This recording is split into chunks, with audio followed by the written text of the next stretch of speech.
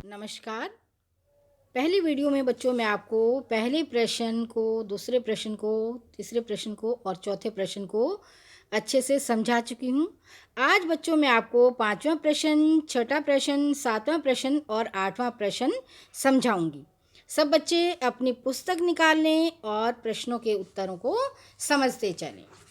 चलिए बच्चों, प्रश्न संख्या नंबर 5 को समझते हैं। प्रश्न है, माटी वाली का रोटियों का इस तरह हिसाब लगाना उसकी किस मजबूरी को प्रकट कर रहा है।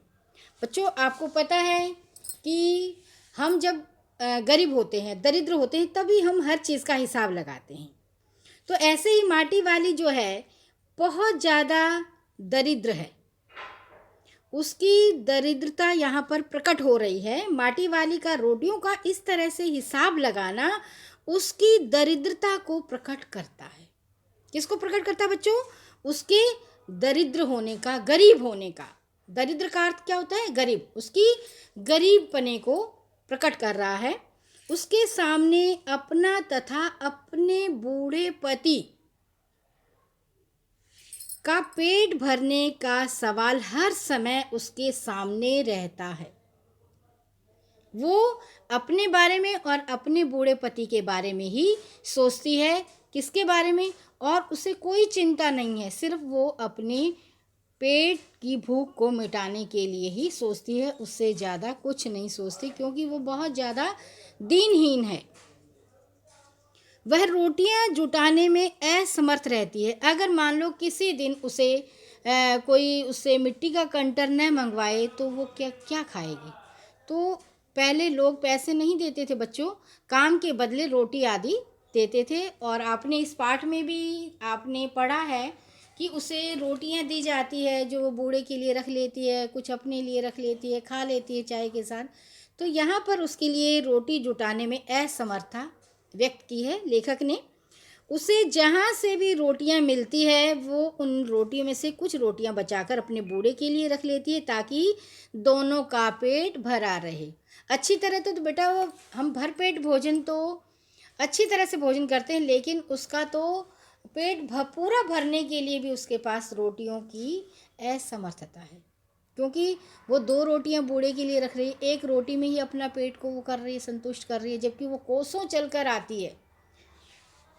ठीक है बच्चे, चाहे उसका पेट पूरा अच्छे से भरे या न भरे, ये उसको जो है प्रकट कर रहा है कि वो कितनी दरिद्र है। अगला प्रश्न है बच्चों, आज माटी वाली बूढ़े को कोरी रोटियां नहीं देगी। कोरी मतलब अकेली रोटियां नहीं देगी। इस कथन के आधार पर माटी वाली के हृदय के भावों को अपने शब्दों में लिखिए।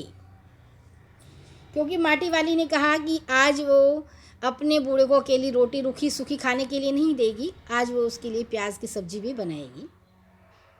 माटी वाली बूढ़े को मजबूरी में ही रोटियां खिलाती है, क्योंकि उसके पास कुछ और भी साधन आय का नहीं है, क्योंकि उसके पास कोई आजीविका नहीं है। क्या है, बेचारी माटी लेकर जाती है शहर में और उसी से उसे 1-2 रोटी मिल जाती है।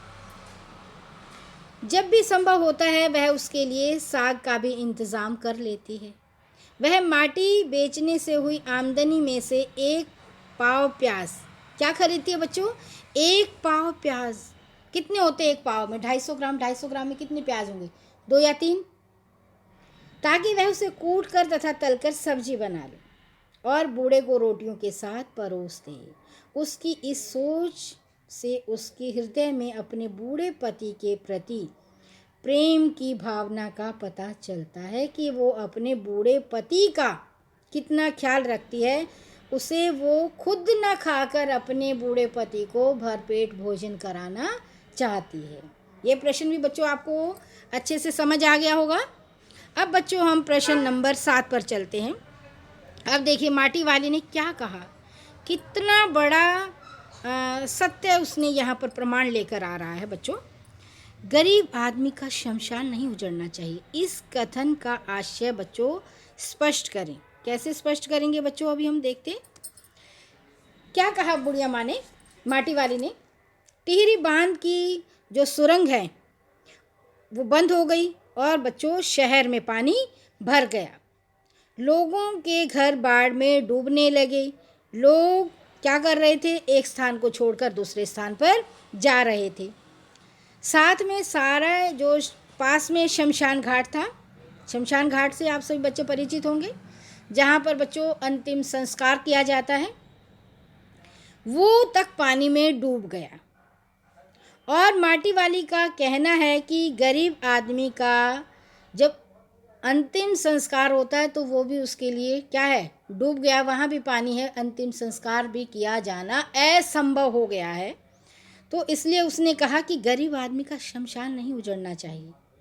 इस कथन से यह जो ये कथन है, इससे यह आशय स्पष्ट हो रहा है कि बाढ़ जैसी जब आपदाएं आती हैं तो बच्चों गरीब व्यक्तियों के झोंपड़पट्टे सब नष्ट हो जाते हैं। ये नष्ट नहीं होने चाहिए। उनके लिए भी जो है कुछ सुविधाएं सरकार के द्वारा नियोजित की जानी चाहिए। उनके आवास तो वैसे ही शमशान की तरह हैं, क्योंकि वो तो वैसे ही उजड़े पड़े हैं ना, सर्दी गर्मी बरसात सभी उसमें मौसम में। तो जहाँ वे रोज़ मर मर कर जीते हैं, अर्थात वो रोज़ ही मरते हैं, अगर भोजन न मिले तो वो भी मर जाएंगे। तो उनके लिए जो है भला कहाँ उन्हें शरण मिलेगी। इसलिए जो है माटी वाली ने बहुत ही ऐसे कड़े वचनों से कहा है कि गरीब आदमी का शमशान नहीं उजड़ना चाहिए, वो तो बेचारे रोज़ ही मरे हुए के समान ही है। चलो बच्चों, अगला प्रश्न, ये प्रश्न आपको अच्छे से समझ आ गया होगा।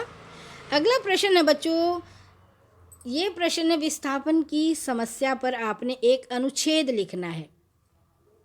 पूरा पाठ ही जो है विस्थापन की समस्या को यहाँ पर दिखा रहा है। लेखक ने विद्यासागर नोटियाल ने पूरी जो है इस पाठ में इसी समस्या को ही उजागर किया है।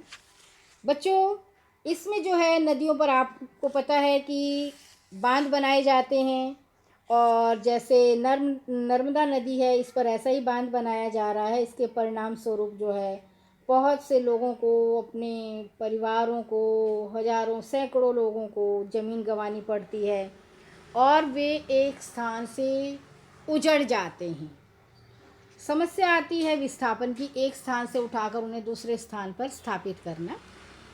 सरकार उनकी ज़मीन तथा रोजी रोटी दोनों छीन लेती है, क्योंकि जहाँ पर उनके खेत खलियान होते हैं तो वहाँ वो अपनी रोजी रोटी कमाते हैं। जैसे माटी वाली टिहरी में देखो, वहाँ पर बांध बनाया जा रहा है, तो वहाँ पर जो है उसको वहाँ से उठाया जा रहा है, लेकिन कागज़ मांगे जा रहे हैं अधिकारी के द्वारा। उसके पास कागज़ भी नहीं है, कुछ भी नहीं है, क्योंकि वो तो ठाकुर के ज़मीन पर झोंपड़ी बनाकर रह रही है।